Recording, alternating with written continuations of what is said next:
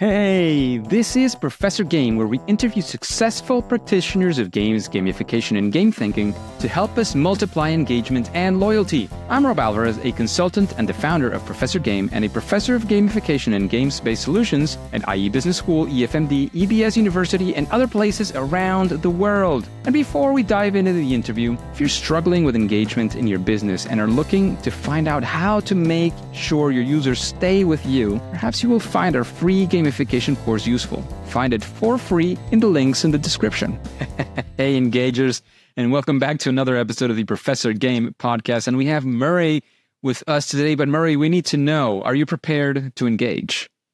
I am very much prepared to engage, and I've got my engagement cup with me. In case you can't read it, you win. Absolutely. Love it. So Murray's a serial entrepreneur with a single, simple focus in life. He loves building software platforms that make life easier for course creators, business owners, educators, trainers, and coaches. Basically, anyone who sells their expertise or needs their learners to engage and learn. And he's obsessed with fixing online education using gamification.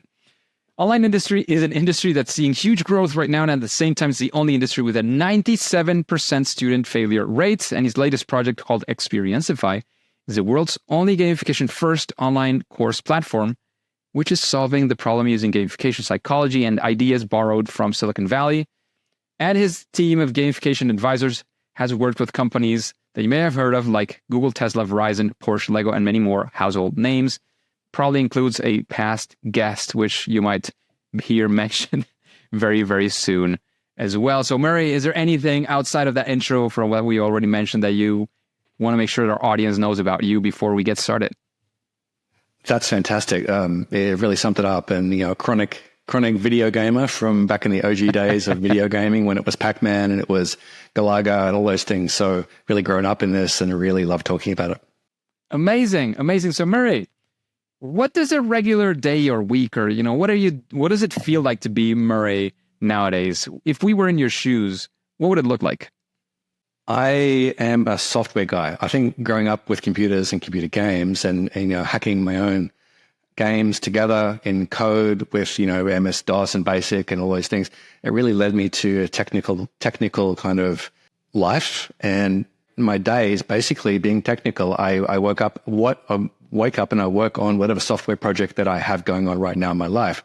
And the one I have right now is, as you mentioned, it's called Experiencify. And we're bringing gamification, among other cool things, to the world of online education.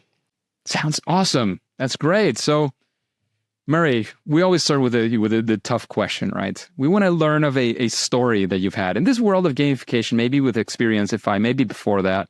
I don't know. It's up to you, right? Of what you might call your favorite fail or first attempt in learning, when it went sideways. Essentially, we want to be there in that story. You don't have to name any names if you don't want to. We want more what the experience was, what were your lessons learned, and what you maybe would do different if the situation came up again. What a great question.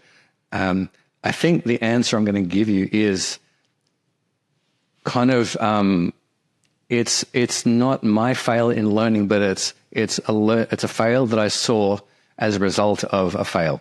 So let me explain. Okay. So I've been creating online courses for, since 2001. I was releasing, online, PDFs and educational materials and courses in the mid 2000s. And, my wife and I, my business partner, wife and I, we've been creating lots of courses in the world together since 2011. And the one thing that we've seen in all that time is that we'd create these amazing courses and these amazing training products, and we would put them out into the world, and not many people would get through them and finish them. And a huge proportion of them would abandon the course, sometimes before they even opened the course, sometimes before they got through the first lesson, certainly before they got to the end. And we went back to check our numbers, and we realized it was somewhere like 95% of the people who bought a course from us didn't make it to the end and didn't get the results that they wanted and that we promised. And for us, that was not okay, because if someone's paying us like a couple $100 for an outcome that they want in their lives, we want to make darn sure that they get that outcome. And we're going to do everything we can to help them get that outcome. And that's what really led us down the road of all things gamification, all things psychology, all things apps and games, and just to see what they're doing to get so many people, almost addicted to their screens. I think that is the right word. It's addicted. And we took a bunch of lessons from those really interesting industries and we applied them to the experience that we were creating with our courses. And what happened was just amazing. We went from a 95% abandonment rate to a 30 to 70% completion rate overnight as we started to apply some of the lessons that we took from the world of gamification and Silicon Valley and all those things. So that is my fail right at the start. Big one. Big time, right? We stumbled into the same problem that everybody else stumbles into when they start to release education. They put out this stuff into the world and they're not doing everything they're not doing the right things to help their student take action, keep taking action, be motivated to get to the end and get results. So that was our biggest fail. Awesome. There's one thing I mentioned when we talk about addiction, and I know Yu-Kai Chao talks about addiction as well. I mentioned this, especially when we talk about Yu-Kai, and this term is, there might be people out there, behavioral psychologists or psychologists in general that say, well, addiction is it's a big term, and it is, right? What I'm sure Murray is trying to say here is, that feeling of you're almost getting stuck to your screen. It doesn't necessarily have to get to addicted because again, it has a negative connotation, right? Which is not where I'm sure Experiencify is leading people with their online courses, but it does have that element of, you're glued to the screen is another expression I've heard quite a bit. So Murray, thanks for sharing that experience. And yes, you've been doing it for a while as well.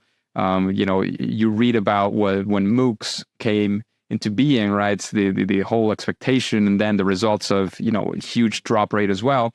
And, trying to change that is definitely a big mission that you guys have. And hopefully you'll be at least a significant part of that solution to that humongous problem that there is out there. And Murray, maybe it's part of the previous answer that you gave us. We want to jump into something that's 180 degrees spin from that. What's actually somewhere where you guys did succeed? I don't know if from the get-go or with iterations. We again want to be part of that story. Maybe again, it's a completion of the previous story that you were telling.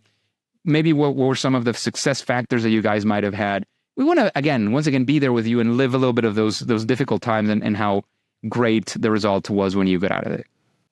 Yeah, I mean, you're right. It was the end of the fail story. We failed and then we figured out, hey, wait a second, if we borrow a lot of these techniques from the world of games and apps, then we can help our students really feel motivated and empowered to take action and keep taking action all the way through to the end. So that's really our big win and the success that I'm most proud of. We were one of the first to really take a research-based approach to figuring out what's going to work psychologically for people to get them to want to, go through a course just as much as they perhaps want to go and find a Pokemon, or just as much as they want to go and not break their streak in Duolingo. So, that's, I think, what I'm most proud of.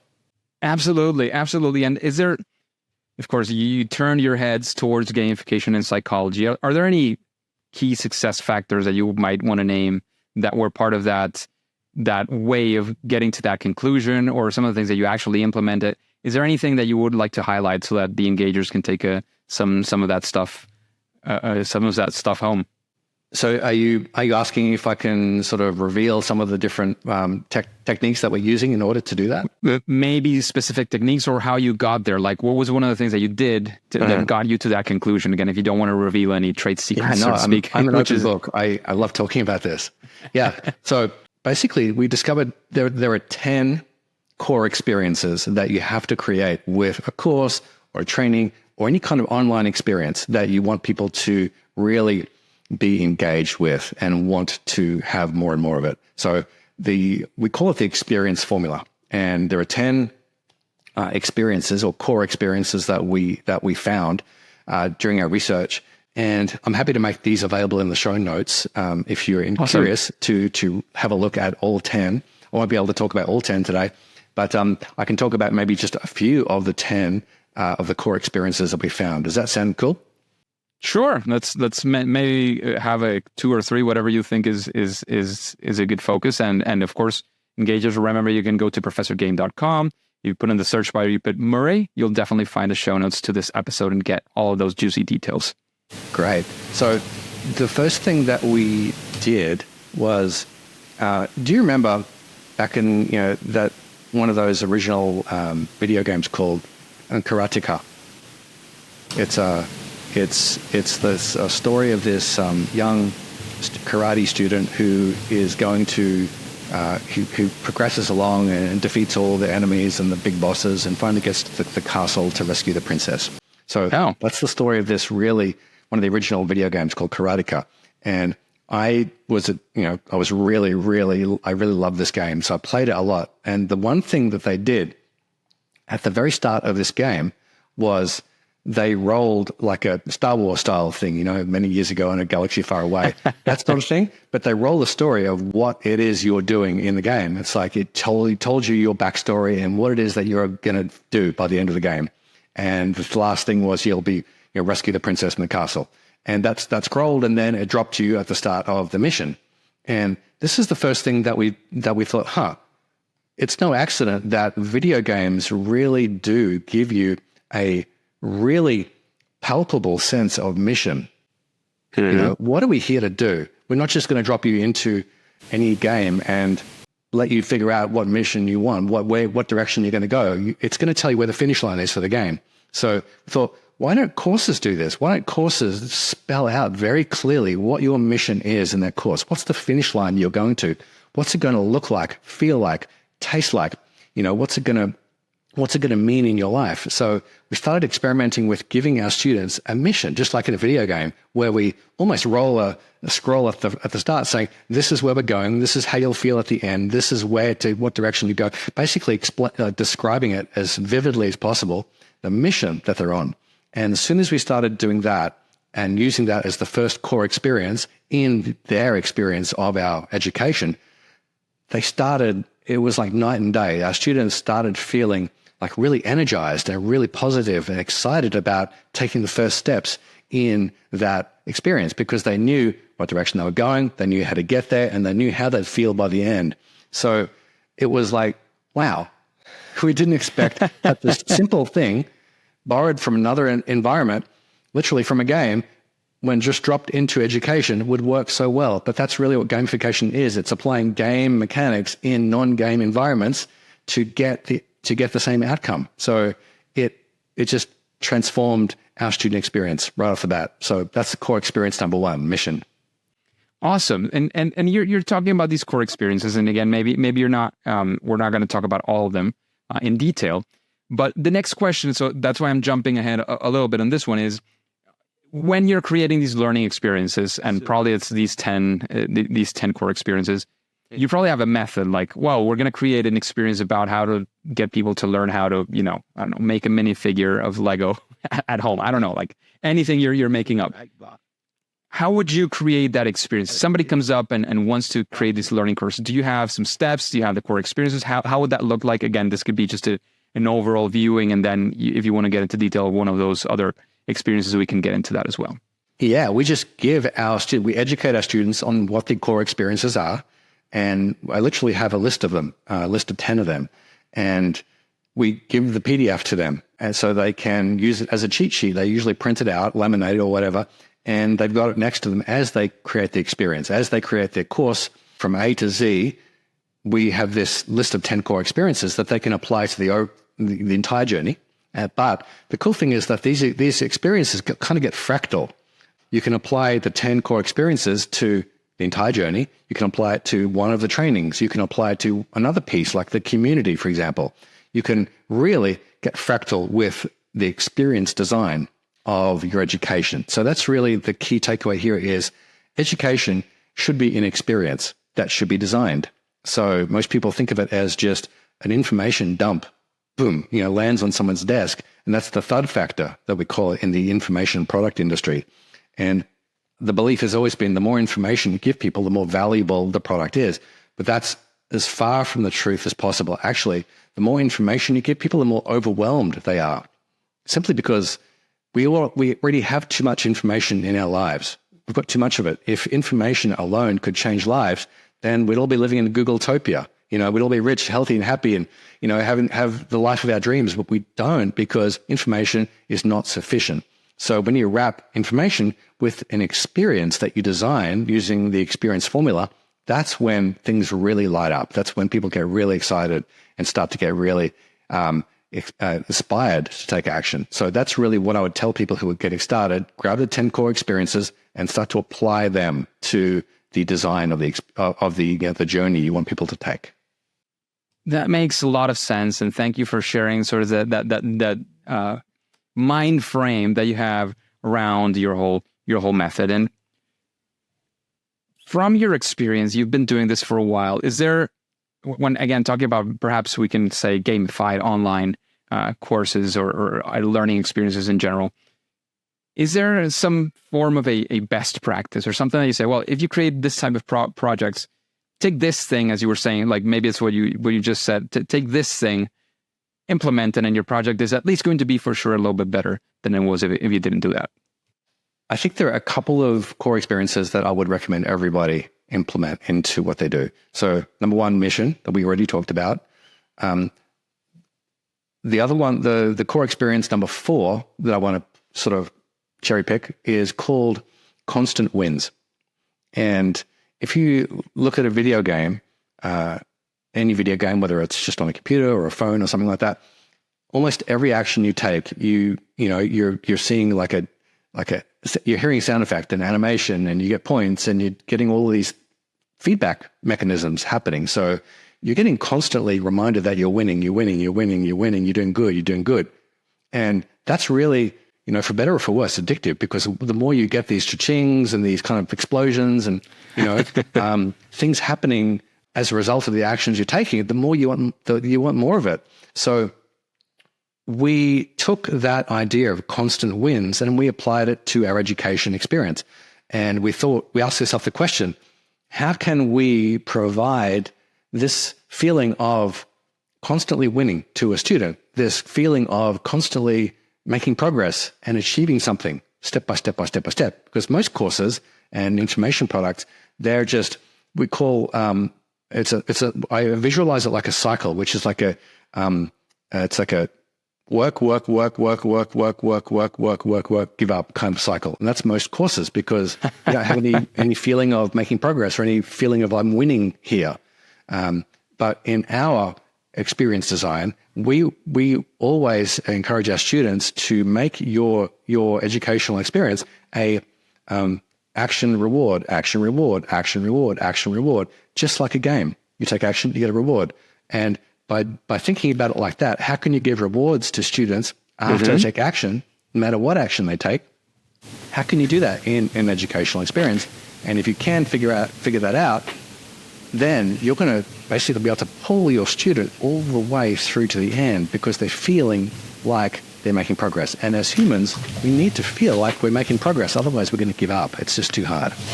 I don't want to be a stickler for words here, but I have a question just to make sure I'm getting this one right. When you say rewards, does it have to mean that they actually get something? Or does reward in this sense maybe also mean feedback? Like when you go in Mario, right, and you press a button, it jumps. That's feedback, right? And it is fulfilling, right? Seeing Mario jump is fulfilling a little bit. After a while, you know it just works. But is it intended in that direction? When I say the word win, I mean any kind of feedback that you want to give that gives the student a feeling of, I did something good. I'm winning. Okay. I'm making progress. I am doing something good. I'm progressing. I am, getting toward the finish line. That's really the feeling that we're going for. It's not a feeling. It's not a gift that you send them. It's a feeling that you're putting in someone's heart about the journey that they're on. And anywhere from confetti on the screen, right? Yeah, things like to getting, something off and you get points, and there's confetti, and there's a celebration, and there's a sound effect, and there's an email that lands in your inbox saying, Rob, I saw you finished this training. You're doing great. I'm proud of you. Keep going. A text message saying, you just did this. That's fantastic. Keep going. Just all these kinds of little little wins, they really do add up, and they fill someone's motivation battery to keep going and going and going and going. So if you don't do that, the motivation battery just drains very quickly and they give up. So that's what I'm talking about. Does that help? Yes, very much. Very, very cool. And a follow-up, if I may, there's always one thing that, well, always, there's plenty of people who also like to talk about consequences, right? So consequences, that's a consequence, positive consequence. I'm not sure if this applies as well on learning as it applies in other contexts sometimes, but what about the context of, a consequence of, no, you didn't get something right? Is there a consequence to that? Like in Duolingo, a consequence is you have a streak of 350 days, you use your freeze for a couple of days, but then you ran out and you didn't log in. The consequence is, well, you lose your streak, right? You didn't lose your learning, right? All of that's still there. You can still achieve learning a language if that's what you do through Duolingo. But the consequence is, well, the streak is gone. You can get another one, but the one you had, it's disappeared, right? Does that also apply in this framework that you're mentioning? Not so or much. How do you? No, okay. Not so much. I don't want to discourage people, because everything that we're trying to do in the framework is to encourage people, not to discourage people. Because most courses do well enough to discourage people from wanting to take action. So I don't want to go down that road. And I've got a love-hate relationship with streaks, because someone is doing good, and suddenly life happens and they get derailed. I don't want to smack them on the hand and tell them all that good work, all that good feeling that you got stored up in that streak, it's now gone. Now, I've had the experience of losing a streak in Duolingo, and I didn't want to go back, because I'm like, damn it, that was 6 months of streak and now it's gone. And I don't feel good about that. So I try to avoid the negative stuff. Cool. All right. Got it. Thank you very much for that. And now we've gotten a bit of the the meat and the juice of the conversation, I think. And I do have a question I always like to pop in here, because I think it's the best time. With this feeling and what you've gotten from the interview at this point, is there somebody that you would say, well, I would be curious to listen to this or that person answering those same questions on the Professor Game podcast? Is there a person that inspired you, or I don't know, that you would like to talk about? Gosh, I know my business partner. I mean, I hesitate to mention Marisa, my business partner. She helped me start the software company, but we've together been really pioneering these techniques. So I know that she's got her own view on all of this and her own experience as she's been coaching and mentoring tens of thousands of students every single year around the world. And she's definitely been on the coal face of figuring out what works and what doesn't. So I would definitely recommend that you talk to Marisa. She would bring some perspectives to this that are completely unlike mine. Awesome. So definitely, Marisa, a fantastic recommendation. In fact, I saw some of her work before I actually got to the opportunity to connect with you. And I was about to reach out, at some point in the near future when a past guest recommended talking to you. So, that's why one of the reasons why this conversation happened first, but hopefully we will get in touch with Marisa soon as well. Love it. Love it. Keeping up with the recommendations, if you were to recommend us a book, again, it could be directly in gamification or learning gamification or learning and psychology or something completely separate that you think would be useful for this audience, what book would that be? And of course, why? My go-to is always Yu-Kai Chow's book, Actionable Gamification. I'm sorry if that's a boring answer or something you've had before, but that's always my go-to resource for learning about how to actually apply these principles to the outside world, to software, to education, to environments, to communities. It's really the best book out there. It was one of the earliest books I read, and I had the fantastic chance to get to meet Yu-Kai early on my journey as well. He came here to Madrid to the Gamification World Congress in 2017 or 16 or something, which was the last one that they actually organized openly. And we got the chance. I invited him over to the university. Then we hung out for a bit. It was great, but his book is definitely a big reference in this world and to understanding many, many other things. And I use part of that on my own courses at the university as well. So completely behind that recommendation, Murray. Thank you for that. Doesn't matter if it's boring or not. I don't know if it is. I wouldn't say so, but anyways, great recommendation for sure.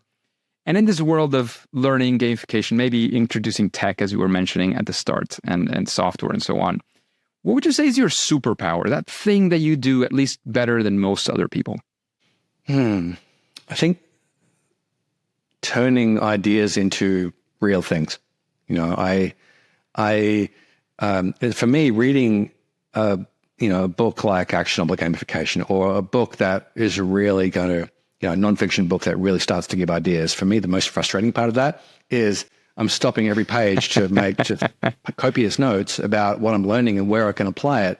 And I've got to stop after 3 pages because I've got so many notes. I'm excited to go off and kind of figure out where they all fit in, the giant picture. I just love, creating small software projects and small kind of other little things that, that I'm thinking of every day. I've just got too many ideas. Like most entrepreneurs, you have too many ideas.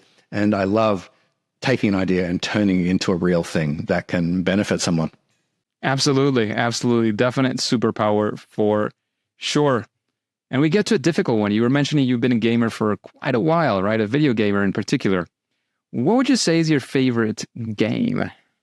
Wow. I'm going to come clean here. I haven't been gaming for quite a while, simply because I love the gaming so much that if I were to open that door again, I would be lost forever. I would just do nothing else but game. And, I've got to make progress with my business. So, stretching back into the deep, dark history, sure. I would tell you that the most fun I've ever had with a game, and it was a group experience, and it was, do you remember that game Quake, in Quake 2, that was put out by id Software back in the, I want to say, late 90s?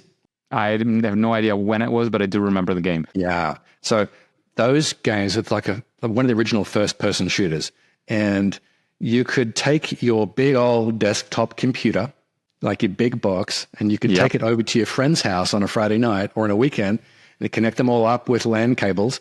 And then you could have these LAN, we call them LAN parties. And you could have these giant matches with all your friends. Like you have 10 friends in one room and you're all just shooting each other and having these capture the flag games all weekend long, and eating pizza and drinking Coke. So those experiences were when it comes to gaming, they're the ones that I cherish the most of all, because that's when I was with my friends, we're having fun, and it was a shared experience.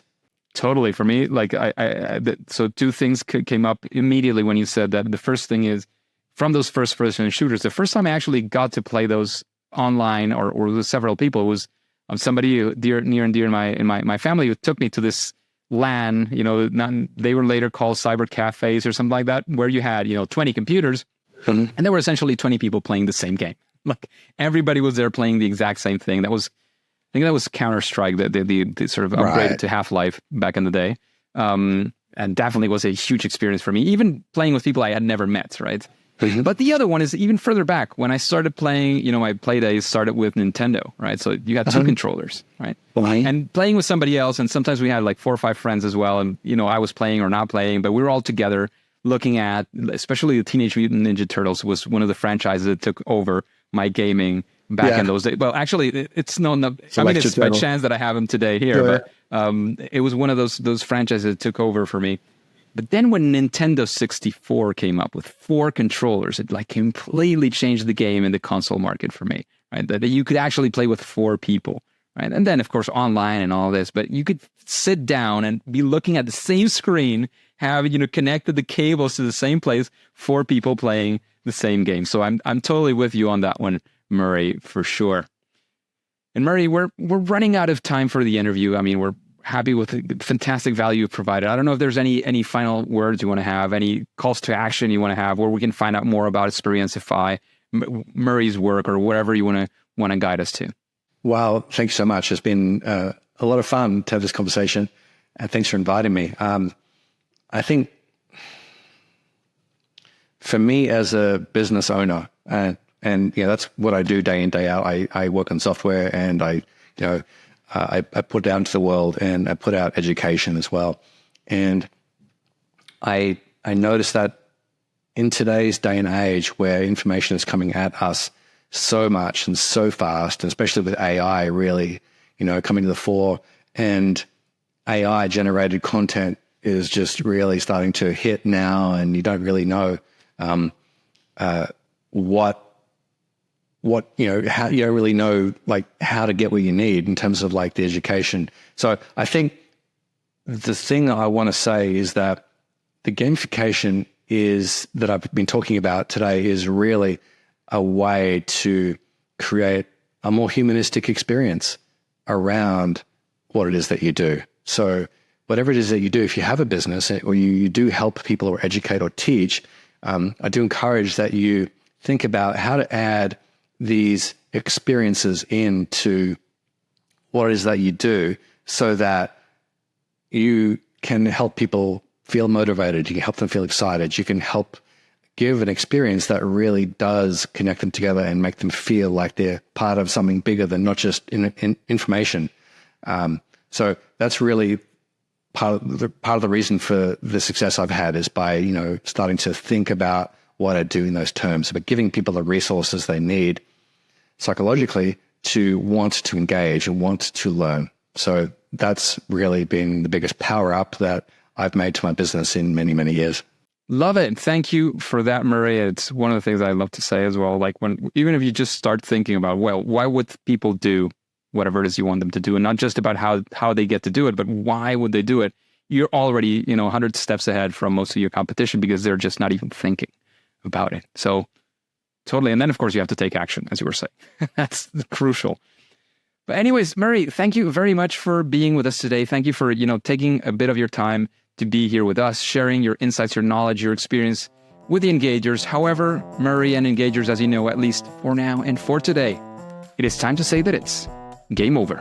Hey, engagers, and thank you for listening to the Professor Game podcast. And since you are into gamification and game-inspired solutions, how about you go into the free gamification course that we have for you? Just go to professorgame.com/free gamification course, all one word, professorgame.com/free gamification course, and get started today for free. After that, we will also be in contact and you will be the first to know of any opportunities that Professor Game might have for you. And remember, before you go on to your next mission, before you click continue, please remember to subscribe using your favorite podcast app and listen to the next episode of Professor Game. See you there.